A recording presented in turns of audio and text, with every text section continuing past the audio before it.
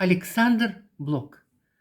Измучен бурей вдохновения, весь опален земным огнем, с холодной жаждой искупления стучался я в Господний дом. Язычник стал христианином, и весь израненный спешил повергнуть ниц перед единым остаток оскудевших сил. Стучусь в преддверии идеала. Ответа нет, а там, вдали, манит, мелькает покрывало едва покинутой земли. Господь не внял моей молитве, но чую, силы страстных дней дохнули раненому в битве, вновь разлились в душе моей. Мне непонятно счастье рая, грядущий мрак, могильный мир.